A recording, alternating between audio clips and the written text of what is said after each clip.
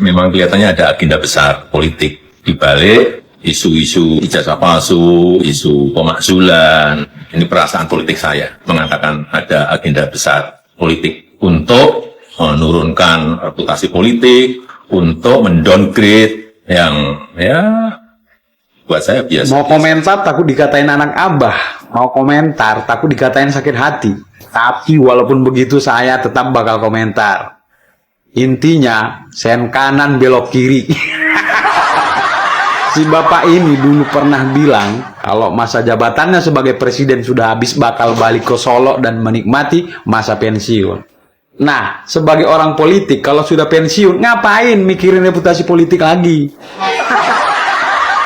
Yang jadi pertanyaan sekarang siapa yang punya agenda besar politik yang menimbulkan permasalahan ijazah dan pemakzulan, atau si bapaknya sendiri yang masih punya agenda besar politik sehingga masih mikirin reputasi politik, takut di downgrade reputasi politiknya. Aduh Pak, stoplah Pak jadi orang ribet. Lagian agenda besar apa Pak yang perlu ditakutkan? Tapi kata Bapak nggak, biasa-biasa saja. Jadi apa yang ditakutkan, apa yang dikhawatirkan? Atau Bapak takut ada agenda bongkar-bongkar kebohongan? Itu kah? Kalau nggak ada bohong ngapain takut Pak? Yap, semakin liar Pak Mulyono. Apa yang menjadi statementnya menuding bahwa di balik pemakzulan Mas Wapres yaitu Gibran dan juga problem ijazah Pak Jokowi ini atau Pak Mul ini adalah permainan politik yang dimainkan oleh seseorang dan menganggap bahwa yang bersuara atau yang menggugat mengenai persoalan ijazah adalah orang-orang yang dibayar. Nah, akibat statement yang dikeluarkan oleh Pak Mulyono atau Pak Jokowi ini tentunya menjadi serangan empuk bagi para netizen dan lagi Pak Mulyono dirujak habis-habisan. Nah, sahabat-sahabat, untuk itu baiknya kita simak dulu bagaimana komentar-komentar para netizen yang sangat luar biasa dan sangat menohok bagi para ternak Mulyono dan juga Pak Mulyono itu sendiri. Tapi sangat menghibur bagi rakyat Indonesia yang masih mempunyai pola pikir yang sangat normal. Langsung saja ke videonya. Mulyono nongol. Langsung menyatakan bahwa ada agenda besar politik. Wah, ingin menjatuhkan politik di Indonesia apa segala macam. Mul, bukan itu masalahnya. Sederhana, sangat sederhana ya. Lu yang bikin ribet Mul, ya. Lu yang bikin kisru negara ini. Tibang lu tunjukin tuh, ada pakar yang bilang tuh, tunjukin selesai. Nih, asli, apalagi skripsi nih. Udah begitu doang. Ya. Kalau benar-benar asli itu kelepak-kelepak tuh Roy Suryo, Rismon, ya. Itu kelepak-kelepak gitu loh. Kalau lu punya yang asli. Jadi jangan lu bawa-bawa ada agenda apa segala macem. Ya, barang simple, hal gampang, selesai. Ijazah palsu, isu pemakzulan. Salam demokrasi. Aku cuman mau ngingetin, cie bekas presiden kita lagi curhat nih, lagi menyampaikan aspirasi dan unek-unek di hatinya, seolah-olah dia adalah flying victim atau korban dari ini semua. Dia melihat adanya agenda besar terhadap dirinya dan keluarganya untuk menjelek-jelekkan atau mendowngrade dia dan keluarganya. Padahal isu ijazah palsu itu sudah muncul di tahun 2021 saat dia masih jadi presiden.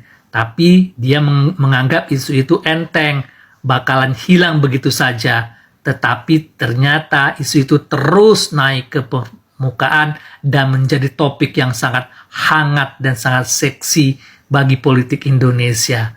Karena saat ini dia sudah tidak lagi menjabat. Jadi rakyat bisa melakukan koreksi atau mencari suatu kebenaran terhadap ijazah beliau itu. Kemudian isu pemakzulan terhadap anaknya Gibran dari jabatan sebagai Wapres itu merupakan akibat dari proses pencalonan dia yang penuh dengan intervensi terhadap Mahkamah Konstitusi atau MK. Dia menggunakan adik iparnya, yaitu Anwar Usman atau Paman Usman, untuk menggolkan rencana menjadikan Gibran sebagai wapres dengan mengubah batas usia untuk maju sebagai calon wakil presiden. Dari situ saja kelihatan bahwa intervensi tingkat tinggi sudah dilakukan dia hanya untuk meneruskan atau melanjutkan oligarki kekuasaan. Sekarang dia seolah-olah menjadi korban. Dia curhat, dia menyampaikan unek-uneknya. Kami sudah tahulah itu semua karena pencitraan yang sedang Anda lakukan kembali. Karena memang Anda jadi presiden karena pencitraan, masuk ke gorong-gorong. Dan sekarang kami sudah tertipu atas itu semua. Seperti kata Nugi dalam lagunya, tertipu, tertipu. Inilah kalau demokrasi sudah berubah menjadi demokrasi. Memang kelihatannya ada agenda besar politik di balik. Sebenarnya masalahnya simpel deh Pak. Bapak aja yang bikin rumit. Kalau mereka pengen mempersalahkan ijazah Bapak, tinggal Bapak tunjukkan, Bapak buktikan bahwa ijazah Bapak asli, Bapak keluarkan, Bapak tunjukkan ke publik, ya. Masalah agenda dugaan-dugaan Bapak ada agenda politik yang besar itu kan baru dugaan Bapak, ya. Yang jelas Dr. Tifa CS sudah mengatakan kalau memang ijazah Bapak asli, maka mereka siap masuk penjara. Sekarang buktikan aja biar nggak heboh nih sejagat gitu loh. Yang jelas juga agenda Bapak, ya, Bapak sudah berhasil, ya, anak-anak Bapak semua dapat jabatan di negeri ini. Ada yang jadi wakil presiden, ada yang jadi gubernur, ada yang jadi ketua partai, yang ya gitulah, saya nggak bisa ngomong. Pokoknya ya Pak, ya kalau menurut saya biar nggak ribet, tinggal Bapak tunjukkan aja ijazah itu, biar nggak ribet se-Indonesia Raya ini pro dan kontra ngurusin ijazah saja. Orang udah sampai ke bulan masih aja ngurusin ijazah. Kita lihat nanti di sidang-sidang yang ada di pengadilan seperti apa. Kalau yang namanya orang jujur Pak, namanya orang jujur itu nggak menunggu di pengadilan. Kemarin waktu gelar perkara di Bareskrim itu,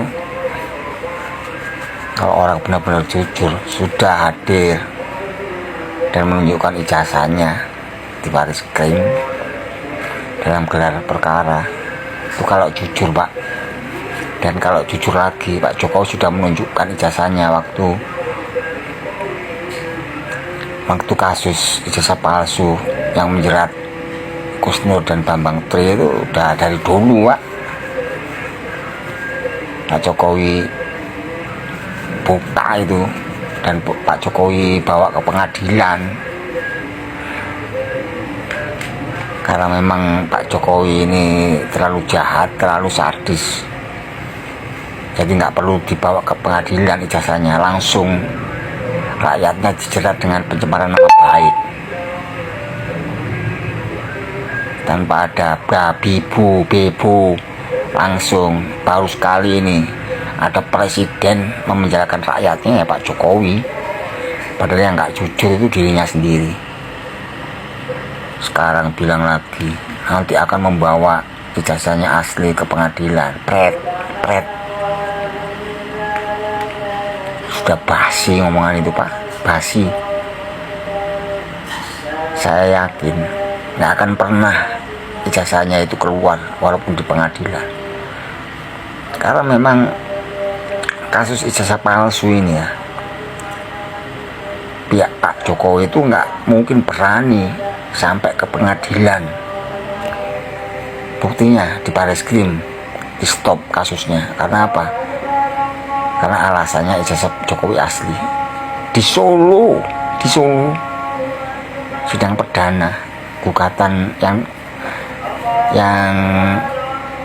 Pak Muhammad Taufik pengacara itu mengugat ijazah Jokowi di Solo, ada nggak jelas, dan Pak Jokowi juga nggak hadir. Udahlah, percuma, mong kosong, ngedabrus.